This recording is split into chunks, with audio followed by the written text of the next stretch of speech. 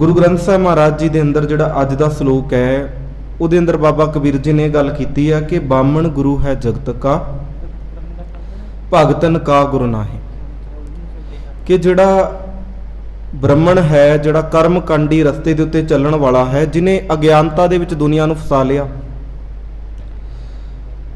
वो सिर्फ एक फिरके का गुरु जरूर हो सकता है, पर जिहड़े सच्चे रस्ते दे उत्ते चलण वाले ने उन्हां दा गुरु नहीं हो सकता।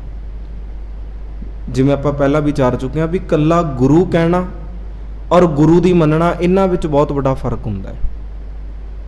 और इसे करके भावें कि एक बंदा अपने मुख दे विचों ये गल कहंदा होवे कि मैं भावें कि गुरु ग्रंथ साहिब महाराज जी का एक सिख हाँ, पर जे अजे भी वो कर्मकांड कर रहा, अजे भी दूजे मतां दी रीतां नूं धारण करी बैठा है। एग्जाम्पल के तौर के उत्ते कि असीं जदों अमृत वेले गुरु पातशाह जी की पावन गोद दे विच आउंदे आ, उत्थे आके असीं सारे जाने ये दोहरा पढ़दे आ कि आग्या पई अकाल की तवै चलायो, पंथ सब सिखन को हुक्म है गुरु मान्यो ग्रंथ। तो उत्थे नाल दी नाल एक गल होर भी है भी जां आपां ये गल पढ़दे आ भी गुरु नानक साहब महाराज उन्हां दे सामने जिहड़े सिद्ध ने सवाल करदे आ भी कवन गुरु जिसका तू चेला, ते सतगुरु उत्थे ही गल कहंदे आ भी शब्द गुरु सुरत तुम चेला। जिहड़ा गुरु है वो असल दे विच शब्द है। हुण शब्द नूं मनण वाला जे मूर्तियां दे अगे मत्था टेकेगा ते दुनिया नूं कही जाए कि मैं ते शब्द गुरु नूं मनदा, ते सतगुरु कहंदे नहीं भाई, मुख दे उत्तों ही कह रहे हैं भी मैं शब्द गुरु नूं मन रहा, पर अंदरूनी तौर के उत्ते शब्द गुरु नूं तू एक्सैप्ट नहीं कर रहा, उन्होंने स्वीकार नहीं कर रहा, अजे मन दूजिਆਂ नूं रहा। तो इस करके गुरु अर्जन साहब महाराज जी यही गल सानूं आखदे आ कि हौं घोली जियो घोल कमाई, कि मैं परमात्मा जी तुहाडे तो सदके जांदा वां, हे गुरु मैं तेरे तो सदके जांदा वां। तो गल यह है कि एक कर्मकांड का रस्ता है। हुण जे असीं ना इस मत नूं पढ़ीए तो इहदे अगे ना दो चीज़ां आ जांदियां ने। जिहड़ा ब्राह्मण है उन्हें आम तौर पर यह गल साडे सामने रखी कि जिहड़ी वर्ण वंड है उहदे अकॉर्डिंग उन्हें सारियां नूं डिवाइड करता, डिवाइड किया जिवें कि आपां पढ़दे हां भी ब्राह्मण, क्षत्री, शूद और वैस, इन्हां चारां दे विच। हुण चारां नूं जदों वंडिया ते चारां दे विच हुण इन्नी नफरत पै गई कि ये हुण एक दूजे दे नाल लड़ रहे आ। मैं एक छोटी जी गल आप संगत दे नाल साझी करदा कि जिवें कि कहंदे दो बच्चे, एक दा जन्म वड्डी कुल दे विच होया ते एक दा जन्म छोटी कुल दे विच होया। हुण इहनूं आपां इदां नहीं लैके जाना भी आपां इत्थे कोई वर्ण वण दी गल कर रहे हां, सिर्फ एक समझण दा तरीका है। एक छोटी जी कहानी मैं आप संगत दे सामने रख रहा, उहदे विचों असीं एक मैसेज लैना। जिहड़ा तां वड्डी कुल दा सी, घर तो अमीर सी, उन्हां दिनां दे विच कहंदे दिवाली आई ते उहने सोचिया, उहदे घर दे गए, उन्हां ने दीवा लै आंदे ते दीवा भी बड़ा सोहना लैके आंदा। उस तो उपरंत वो कोल्लू वाले कोल गया तो उन्होंने कहता भी शुद्ध जिहड़ा तेल है वो दिओ ताकि असीं दीवा जगा सकीए। वो लै आया। उस जगह के उत्ते एक दूसरा बच्चा वो है जिहड़ा बिल्कुल नीवीं जात दा है और घर दे विचों बिल्कुल गरीब है। उहदा पिता गया और उन्हें गल कही कि ऐदां करो भी जिहड़ा कोल्लू दे विच अध सड़िया जा तेल है, बिल्कुल गंदा है, वो दे दो, क्योंकि इन्नी गुंजाइश नहीं है भी मैं शुद्ध तेल प्राप्त कर सकदा। वो लै लिया ते एक दीवे वाले जिहड़ा दीवा बनाउण वाला जिहदी किरत है उहदे कोल जाके गल कहंदा है कि दीवे दिओ, पर ज़्यादा सोहणे दीवे ना लै पाया तो उन्हें यही गल कह दी भी जिद्दां दे टुटे भज्जे तेरे कोल दीवे ने वो दे दे, कोई गल नहीं, काम ही सारना। लैके घर दे विच चला गया। हुण जिहड़ा गरीबड़ा सी उन्हें अपने बच्चे नूं ये गल कही कि जाके ना चरस्ते दे उत्ते दीवा जगा के आ। मैं पहला बेनती कर रहा भी ये जिहड़ा दीवे जगाउणा है असीं इहनूं गुरमत दे वल ना जोड़ीए भी इत्थे असीं दीविआं दी गल कर रहे नहीं, बस एक समझण दा एक उदाहरण है। तो उस बेचारे ने कह दिता भी अपने बच्चे नूं भी जाके चरस्ते दे उत्ते दीवा जगा के आ। वो बेचारा चला गया दीवा जगाउण। ਅੱਧ ਸੜਿਆ ਜਾਂ ਜਿਹੜਾ ਕੋਲੂ ਦੇ ਵਿੱਚ ਪਿਆ ਬਚਿਆ ਖੁਚਿਆ ਤੇਲ ਸੀ ਉਹਨੇ ਉਸ ਟੁੱਟੇ ਜਿਹੇ ਦੀਵੇ ਦੇ ਵਿੱਚ ਪਾਇਆ ਤੇ ਰੂਹ ਵੀ ਜਿਹੜੀ ਸੀ ਉਹ ਬਿਲਕੁਲ ਉਦਾਂ ਦੀ ਉਹਦੀ ਇੱਕ ਬੱਟੀ ਬਣਾਈ ਤੇ ਬੱਟੀ ਬਣਾ ਕੇ ਉਹਨੇ ਉਹਦੇ ਵਿੱਚ ਪਾਇਆ ਤੇ ਉਹਨੂੰ ਜਲਾ ਦਿੱਤਾ। ਤੇ ਜਲਾਉਣ ਤੋਂ ਬਾਅਦ ਜਦੋਂ ਕੁਝ ਕੁ ਟਾਈਮ ਉਹ ਉੱਥੇ ਖੜਾ ਰਿਹਾ ਤੇ ਉਹ ਉਨੀ ਸਮੇਂ ਦੇ ਵਿੱਚ ਜਿਹੜਾ ਵੱਡੀ ਵੰਡ ਦੇ ਨਾਲ ਸੰਬੰਧਿਤ ਰੱਖਣ ਵਾਲਾ ਬੱਚਾ ਸੀ, ਵੱਡੀ ਜਾਤ ਦੇ ਨਾਲ, ਉਹ ਵੀ ਆਇਆ। ਉਹਨੇ ਵੀ ਕਹਿ ਦਿੱਤਾ ਵੀ ਮੈਂ ਵੀ ਇੱਥੇ ਦੀਵੇ ਜਗਾਉਣਾ। ਉਹਨੇ ਵੇਖਿਆ ਵੀ ਸਾਹਮਣੇ ਪਹਿਲਾਂ ਇੱਕ ਦੀਵਾ ਜਗ ਰਿਹਾ ਤੇ ਦੀਵਾ ਜਗਾਉਣ ਵਾਲਾ ਇੱਕ ਬਿਲਕੁਲ ਨੀਵੀਂ ਜ਼ਾਤ ਦਾ ਹੈ। ਉਹ ਵੱਡੀ ਕੁਲ ਦਾ ਸੀ ਤੇ ਉਹਨੇ ਇਸ ਗੱਲ ਤੋਂ ਨਫ਼ਰਤ ਕੀਤੀ ਕਿ ਇੱਥੇ ਦੀਵਾ ਮੇਰਾ ਜਗਣਾ ਚਾਹੀਦਾ ਸੀ ਤੇ ਜਗਾ ਤੂੰ ਰਹੇ ਆ।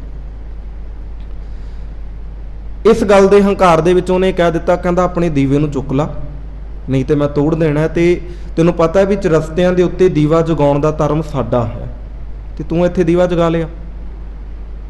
ਹੁਣ ਜਦੋਂ ਇਹ ਗੱਲ ਆਖੀ ਨਾ, ਉਹ ਵਿਚਾਰਾ ਪਹਿਲਾਂ ਸੋਚਦਾ ਹੈ, ਪਰ ਫਿਰ ਵੀ ਉਹਨੇ ਜਦੋਂ ਉਹਨੂੰ ਗੱਲ ਕੀਤੀ ਵੀ ਇਹ ਤੇ ਚੱਲ ਅਮੀਰ ਨੇ, ਕੁਝ ਵੀ ਕਰ ਸਕਦੇ ਆ, ਪਹਿਲਾਂ ਸੋਚਦਾ ਵੀ ਮੈਂ ਦੀਵਾ ਬਾਲ ਕੇ ਕੋਈ ਗੁਨਾਹ ਤਾਂ ਨਹੀਂ ਕੀਤਾ, ਫਿਰ ਸੋਚਦਾ ਵੀ ਦੀਵਾ ਚੱਕ ਲਾਂ ਜਾਂ ਨਹੀਂ ਚੱਕਾਂ।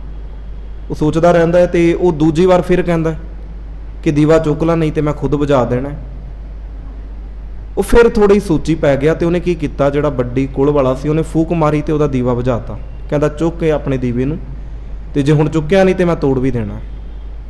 ਤੇ ਉਹ ਵਿਚਾਰੇ ਨੇ ਕੀ ਕੀਤਾ ਵੀ ਜਿਹੜਾ ਉਹ ਦੀਵਾ ਸੀ ਨਾ ਉਹ ਆਪਣੇ ਹੱਥ ਦੇ ਵਿੱਚ ਲਿਆ ਤੇ ਫੜ ਕੇ ਕੁਝ ਕੁ ਸਮਾਂ ਸੋਚ ਰਿਹਾ। ਤੇ ਜਿਵੇਂ ਉਹ ਸੋਚ ਰਿਹਾ ਨਾ ਤੇ ਨਾਲ ਹੀ ਜਿਹੜਾ ਉਹਦੇ ਦੂਸਰਾ ਬੱਚਾ ਸੀ ਵੱਡੀ ਕੁਲ ਵਾਲਾ, ਉਹਨੇ ਉੱਥੇ ਆਪਣਾ ਦੀਵਾ ਜਗਾਇਆ ਤੇ ਉੱਥੇ ਮੱਥਾ ਟੇਕ ਕੇ ਉਹ ਵਾਪਸ ਚਲਾ ਗਿਆ। ਕੁਝ ਕੁ ਸਮੇਂ ਬਾਅਦ ਉਹ ਵੇਖਦਾ ਵੀ ਹੁਣ ਤਾਂ ਉਹ ਚਲਾ ਗਿਆ ਤੇ ਉਹਨੂੰ ਕੀ ਪਤਾ ਲੱਗਣਾ ਇੱਥੇ ਮੈਂ ਆਪਣਾ ਦੀਵਾ ਨਾਲ ਲੱਗ ਕੇ ਜਗਾ ਦੇਣਾ, ਉਹਦਾ ਬੁਝਾ ਦੇਣਾ। ਉਹਨੇ ਮੇਰੇ ਬੁਝਾਇਆ ਸੀ, ਮੈਂ ਉਹਦਾ ਬੁਝਾ ਦੇਣਾ। ਸੋ ਖੈਰ ਉਹਨੇ ਕੀ ਕੀਤਾ ਵੀ ਉੱਥੇ ਆਪਣਾ ਦੀਵਾ ਜਗਾਤਾ ਤੇ ਉਹਦਾ ਦੀਵਾ ਬੁਝਾ ਕੇ ਉੱਥੋਂ ਚਲਾ ਗਿਆ। ਹੁਣ ਜਿਹੜਾ ਉਹ ਕਹਾਣੀਕਾਰ ਸੀ ਜਿਹਨੇ ਲਿਖੀ ਨਾ ਰਚਨਾ, ਤੇ ਉਹਨੇ ਲਿਖਦੇ ਲਿਖਦੇ ਗੱਲ ਬੜੀ ਪਿਆਰੀ ਆਖੀ। ਕਹਿੰਦਾ ਉਹਨਾਂ ਜਾਣ ਤੋਂ ਬਾਅਦ ਜਿਹੜੇ ਦੋ ਦੀਵੇ ਸਨ ਨਾ ਉਹਨਾਂ ਦੀ ਆਪਸ ਦੇ ਵਿੱਚ ਇੱਕ ਲੜਾਈ ਹੋਈ। ਹੁਣ ਇਹ ਅਸੀਂ ਭਾਵੇਂ ਕਿ ਬਾਹਰੀ ਤੌਰ ਤੇ ਕਹੀਏ ਵੀ ਦੀਵੇ ਤਾਂ ਜੀ ਬੋਲ ਨਹੀਂ ਸਕਦੇ, ਪਰ ਉਹ ਇੱਕ ਮੈਸੇਜ ਦੇਣ ਲਈ ਉਹ ਕੁਝ ਰਚਨਾਵਾਂ ਨੂੰ ਐਦਾਂ ਲਿਖਦੇ ਆ। ਸੋ ਖੈਰ ਉਹਨੇ ਵੇਖਿਆ ਵੀ ਜਿਹੜੇ ਦੋ ਦੀਵੇ ਨੇ ਉਹ ਆਪਸ ਵਿੱਚ ਲੜ ਰਹੇ ਆ ਤੇ ਲੜਦੇ ਲੜਦੇ ਉਹ ਜਿਹੜਾ ਦੀਵਾ ਹੈ ਉਹਨੂੰ ਕਹਿੰਦਾ ਦੇਖ ਆਪਣੇ ਦੋਨਾਂ ਦਾ ਮੂਲ ਇੱਕ ਮਿੱਟੀ ਹੈ। ਇੱਕ ਦੀਵਾ ਦੂਜੇ ਦੀਵੇ ਨੂੰ ਕਹਿ ਰਿਹਾ ਇਹ ਦੇਖੇ ਤੇ ਉੱਚੀ ਨੀਵੀਂ ਇਹ ਹੈ ਤੇ ਮਨੁੱਖ ਸਾਰੇ, ਪਰ ਇਹਨਾਂ ਨੇ ਆਪਣੇ ਆਪ ਨੂੰ ਵੱਡਾ ਉੱਚਾ ਇਸ ਚੀਜ਼ ਦੇ ਵਿੱਚ ਡਿਵਾਈਡ ਕਰ ਲਿਆ ਤੇ ਇਸ ਕਰਕੇ ਇਹ ਇੱਕ ਦੂਜੇ ਨੂੰ ਨੀਵਾਂ ਦਿਖਾਉਣ ਦੀ ਨਫ਼ਰਤ ਦੇ ਵਿੱਚ ਇਕੱਠੇ ਨਹੀਂ ਹੋ ਰਹੇ। ਤੇ ਆਪਾਂ ਤਾਂ ਭਰਾ ਵਾਂ, ਇੱਕੋ ਮਿੱਟੀ ਕੋਲ ਪੈਦਾ ਹੋਏ, ਇੱਕੋ ਘੁਮਿਆਰ ਦੇ ਕੋਲ ਜਾ ਕੇ ਆਪਾਂ ਘੜੇ ਗਏ ਤੇ ਉੱਥੇ ਆਪਾਂ ਬਣੇ ਆ। ਫਰਕ ਇੰਨਾ ਕਿ ਵੀ ਤੇਰੀ ਸੋਹਣੀ ਘਾੜਤ ਹੋਗੀ ਤੇ ਮੇਰੀ ਸੋਹਣੀ ਘਾੜਤ ਨਹੀਂ ਹੋਈ, ਫਰਕ ਤੇ ਇੰਨਾ ਕੀ ਹੈ। ਤੇ ਇਸ ਕਰਕੇ ਮੈਂ ਤੈਨੂੰ ਇਹ ਗੱਲ ਕਹਿਣੀ ਚਾਹੁੰਦਾ ਵੀ ਤੂੰ ਹੰਕਾਰ ਨਾ ਕਰ ਤੇ ਆ ਤੂੰ ਮੇਰੇ ਕੋਲ ਆ, ਆਪਾਂ ਦੋਨੋਂ ਜਾਣੇ ਜਗਦੇ ਆ। ਪਰ ਜਿਹੜਾ ਵੱਡੀ ਕੋਲ ਵਾਲਾ ਦੀਵਾ ਸੀ ਕਹਿੰਦਾ ਨਹੀਂ, ਤੇਰੀ ਤੇ ਹੈਸੀਅਤ ਕੀ ਹੈ ਜਿਹੜੀ ਮਨੁੱਖਾਂ ਦੀ ਤੂੰ ਗੱਲ ਕਰਦਾ। ਮੈਂ ਇੱਕ ਵੱਡੇ ਕੁਲ ਦੇ ਵਿੱਚੋਂ ਆਇਆ ਤੇ ਮੇਰੇ ਉੱਤੇ ਪੈਸੇ ਲੱਗੇ ਆ, ਤੇਰੇ ਉੱਤੇ ਤੇ ਪੈਸੇ ਬਿਲਕੁਲ ਥੋੜੇ ਜਿਹੇ ਲੱਗਿਆ ਤੇ ਤੂੰ ਇਸ ਗੱਲ ਦਾ ਹੰਕਾਰ ਕਰ ਰਿਹਾ। ਜਦੋਂ ਦੀਵੇ ਨੇ ਦੀਵੀ ਦੀ ਨਹੀਂ ਸੁਣੀ ਤੇ ਅੱਗੇ ਜਿਹੜਾ ਤੇਲ ਸੀ, ਤੇਲ ਨੇ ਆਪਸ ਦੇ ਵਿੱਚ ਗੱਲ ਕੀਤੀ। ਇੱਕ ਤੇਲ ਦੂਜੇ ਤੇਲ ਨੂੰ ਕਹਿ ਰਿਹਾ ਹੈ ਕਿ ਵੇਖ ਤੂੰ ਵੀ ਇੱਕੋ ਕੋਲੂ ਦੇ ਵਿੱਚ ਪੀੜਿਆ ਗਿਆ ਤਿਲਾਂ ਦਾ ਤੇ ਮੈਂ ਵੀ ਇੱਕੋ ਕੋਲੂ ਦੇ ਵਿੱਚ, ਤੇ ਤੂੰ ਸ਼ੁੱਧਤਾ ਦੇ ਵਿੱਚ ਆ ਗਿਆ ਤੇ ਮੈਂ ਸਿਰ ਬਚਿਆ ਕੁਚਿਆ ਸਾਂ ਪਿੱਛੇ। ਜਿਹੜਾ ਹੈ ਤੇ ਆਪਾਂ ਇੱਕੋ ਕੁਲ ਦੇ ਵਿੱਚ ਹੀ ਆ, ਇੱਕੋ ਬੀਜਾਂ ਦੇ ਆ, ਤੇ ਇਸ ਕਰਕੇ ਆਪਾਂ ਆਪਸ ਵਿੱਚ ਕਿਉਂ ਲੜਨਾ ਹੈ। ਤੇ ਮਨੁੱਖ ਨੇ, ਪਾਗਲ ਨੇ ਤੇ ਲੜਦੇ ਰਹਿੰਦੇ ਆ, ਮਜ਼ਹਬਾਂ ਦੇ ਨਾਂ ਤੇ ਲੜਦੇ ਆ ਤੇ ਜਾਤਾਂ ਪਾਤਾਂ ਦੇ ਨਾਂ ਤੇ ਲੜਦੇ ਆ। ਤੇ ਕਹਿੰਦੇ ਅੱਗੋਂ ਤੇਲ ਨੇ ਵੀ ਇਹ ਕਹਿ ਦਿੱਤਾ ਕਿ ਨਹੀਂ ਭਾਈ ਮੇਰੇ ਉੱਤੇ ਪੈਸੇ ਲੱਗੇ ਆ, ਤੇ ਪੈਸੇ ਲੱਗਣ ਦੇ ਬਾਵਜੂਦ ਤੂੰ ਕਿਵੇਂ ਕਹਿ ਦੇਂਗਾ ਕਿ ਮੈਂ ਤੇਰੇ ਨਾਲ ਕੋਈ ਸੰਬੰਧ ਰੱਖਾਂ। ਕਹਿੰਦਾ ਨਹੀਂ, ਬਿਲਕੁਲ ਵੀ ਨਹੀਂ। ਕਹਿੰਦੇ ਇਹਨਾਂ ਦੀ ਲੜਾਈ ਚੱਲ ਰਹੀ ਤੇ ਉਸੇ ਵਕਤ ਇੱਕ ਫਕੀਰ ਉੱਥੋਂ ਨਿਕਲਿਆ ਤੇ ਉਹ ਫਕੀਰ ਨੇ ਵੇਖਿਆ ਕਿ ਦੋਨੇ ਦੀਵੇ ਆਪਸ ਦੇ ਵਿੱਚ ਗੱਲ ਕਰ ਰਹੇ ਤੇ ਗੱਲ ਕਰਦੇ ਕਰਦੇ ਇਹਨਾਂ ਦੇ ਵਿੱਚ ਇੱਕ ਲੜਾਈ ਚੱਲ ਰਹੀ ਹੈ। ਹੁਣ ਇਹ ਲੜਾਈ ਨੂੰ ਬੜੇ ਧਿਆਨ ਦੇ ਨਾਲ ਸੁਣਿਆ ਤੇ ਕੀ ਕੀਤਾ ਕਿ ਇੱਕ ਦੀਵਾ ਜਿਹੜਾ ਹੈ ਜਿਹੜਾ ਜਗ ਰਿਹਾ ਸੀ ਉਹਨੇ ਦੂਸਰੇ ਦੀਵੇ ਨੂੰ ਚੁੱਕਿਆ, ਉਹਦੇ ਨਾਲ ਲਗਾ ਦਿੱਤਾ। ਹੁਣ ਜਿਹੜਾ ਇੱਕ ਬੁਝਿਆ ਹੋਇਆ ਦੀਵਾ ਸੀ ਉਹ ਵੀ ਜਗ ਪਿਆ, ਤੇ ਜਿਹੜਾ ਪਹਿਲਾਂ ਜਗ ਰਿਹਾ ਉਹ ਤਾਂ ਪਹਿਲਾਂ ਹੀ ਜਗ ਰਿਹਾ ਸੀ। ਉਹਨੇ ਕੀ ਕੀਤਾ, ਦੋਨਾਂ ਦੇ ਮੂੰਹ ਨੂੰ ਜੋੜਤਾ, ਤੇ ਦੋਨਾਂ ਦੇ ਮੂੰਹ ਨੂੰ ਜੋੜਦੇ ਹੋਏ ਉਹ ਫਕੀਰ ਨੇ ਬੜੀ ਪਿਆਰੀ ਗੱਲ ਆਖੀ, ਕਹਿਣ ਲੱਗੇ ਤੁਸੀਂ ਝੱਲੇ ਹੋਗੇ।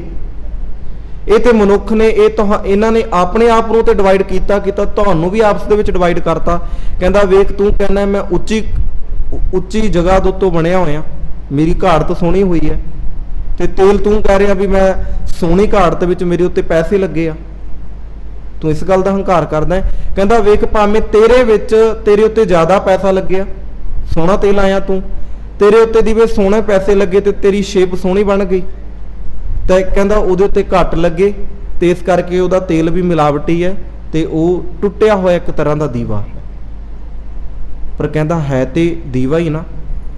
ਪਰ ਕਹਿੰਦਾ ਤੁਸੀਂ ਵੇਖੋ ਦੋਨਾਂ ਨੂੰ ਜਦੋਂ ਮੈਂ ਜਗਾਇਆ ਤੇ ਦੋਨਾਂ ਦੇ ਵਿੱਚੋਂ ਜਿਹੜੀ ਜੋਤ ਪ੍ਰਗਟ ਹੋਈ, ਦੋਨਾਂ ਦਾ ਮੂੰਹ ਇੱਕ ਦੇ ਵਿੱਚ ਰਲਾ ਦਿੱਤਾ, ਦੋਨਾਂ ਦੀ ਜਦੋਂ ਜੋਤ ਇੱਕਮਿਕ ਹੋ ਗਈ, ਉਹਨਾਂ ਦਾ ਚਾਨਣ ਪ੍ਰਕਾਸ਼ ਵੱਧ ਗਿਆ।